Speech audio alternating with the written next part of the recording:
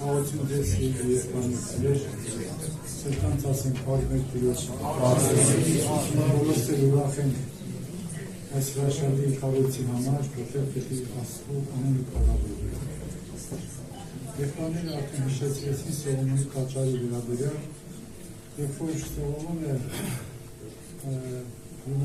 Աստծու պատվիրով կառուցեց տաճարը, իհարկե պրոյեկտը տվել էր Դավիթին, Սողոմոնի հորն էր տվել, Շավսերը բանաներից նկարագրել, բայց կառուցեց Սողոմոնը։ Երբ որ Սողոմոնը կառուցեց տաճարը, հսկայական մի մեծ տաճար էր կա։ Ու այսօրվա բաների գնահատմամբ հարավարած 86 միլիարդ դոլար, որտեղ այնտեղ շատ ոսկիներ կար, արդար տարբեր տարի եղավ։ Հիմա բայց երբ որ կառուցվեց, մենք կարդում ենք, որ այդ տաճարը տաճար էր, բայց այնտեղ չկար Աստծո ներկայությունը։ Ու երբ որ Սողոմոնն ասում Աղուցեորդ գլխի մեջ, այն ապեն Սողոմոն Իսրայելի ծերերին բոլոր իշխանները, Իսրայելի որդիներն հանրապետները, Սողոմոն փառքանիկով Երուսաղեմ եկան եւ գնացին ուրեմն Սողոմոնը պատվիրեց, որ ուխտի տապանակը, որ հրեաների մեջ Աստծո ներկայության խորհրդանիշն էր, ուխտի տապանակը Սիոնից բերեց։ Երբ որ այդ ուխտի տապանակը բերեցին, դրեցին տաճարի մեջ, ինչ տեղի ունեցավ։ Աստծո ներկայությունը իջավ, եւ քահանաները ստիպված էին սրբությունը դելան եւ ամպը լեցուց Տիրոջ տաճարը։ Ուրեմն տաճարը, երբ որ մենք կառուցում ենք այս քարերին կառույցը, առանց Աստծո ներկայության ոչ մի բան է, բայց երբ որ սրբությունը, այսինքն Աստծո ներկայությունը, երբ որ տաճարի մեջ է, նոր ամպ է իջնում, երբ ամենից Պողոս առաքյալը, երբ որ գնացած ենք, ոչ կարակերոս 18-րդ գլխում պատմում ենք, տեսա, որ շատ արձաններ կան, ամեն մեկտեղ աթենացիները շատ ասվածներ ունեին, ու միտեղ էլ գտալ, որ գրած էր անծանոթ Աստծուն։ Եվ Պողոս առաքյալը Արիսպաղոսում կանեց եւ քարոզեց, այդ ասում ես ձեզ ուզում եմ խոսել այն Աստծո մասին, որ դուք չեք ճանաչում։ Եթե չեք ճանաչում, ու այսպիսի արձան եք կառուցել, ես հենց այդ Աստծո մասին եմ ուզում խոսել։ Եվ բացատրեց եւ ասեց. Աստված ուրեմն Գործ Առաքելոց 17:24-ում Աստված որ աշխարհը ստեղծեց եւ անոր մեջի բոլոր բաները անիկա երկինքու երկրի տեր ննալով ոչ թե ձեռագործ տաճարների մեջ կգնակի, ոչ այլ մարդով ձեռքով կպաշտվի, բանի մեկ կարոտի պես, քանզի ինքը կուտա ամենուն կյանք ու շունչ եւ ամեն բան։ Ուրեմն Աստված քարեղեն տաճարների մեջ չի բնակվում։ Հիմա այս քարեղեն տաճարը, բայց այստեղ Աստծո ներկայություն լինելու համար պետք է որ ժողովրդի մեջ այդ ներկայությունը լինի։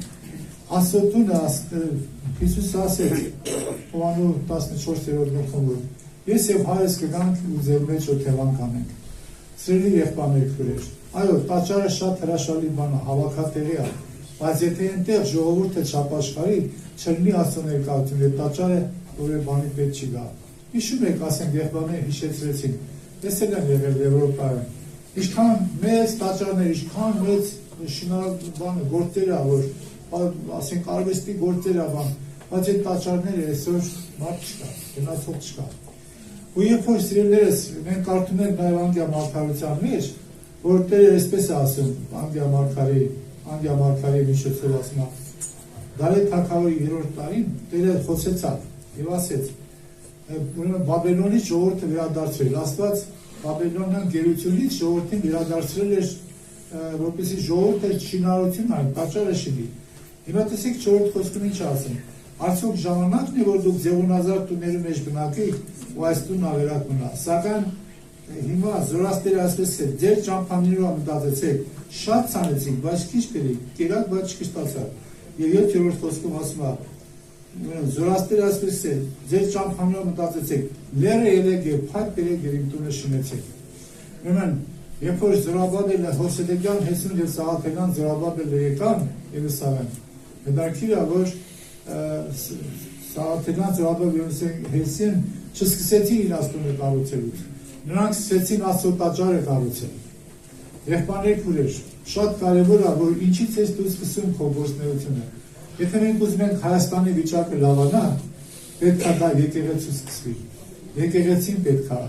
եկեղեցու շինարարությունը, եւ մեր եկեղեցի մարդիկ են, Աստված մարդկանց մեջ է բնակվում, ձեռագործ տաճարի մեջ չի բնակվում։ Եթե ուզում ենք Հայաստան աշխարհը շատ լավ լինի, մեր ապաշխարությունից է կապված, մեր վիճակից է կապված։ Դրանով թող Աստված օրհնի սիրելի եղբայրներ քույրեր, որ այս տունը դառնա այդ օջախը, որտեղ ուխտի տապանակը այստեղ լինի, այսինքն Աստծո ներկայությունն այստեղ լինի։ Եվ դրա համար մենք պետք է աղոթենք, եւ այստեղի ժողովուրդն էլ ասենք, աղոթ անի,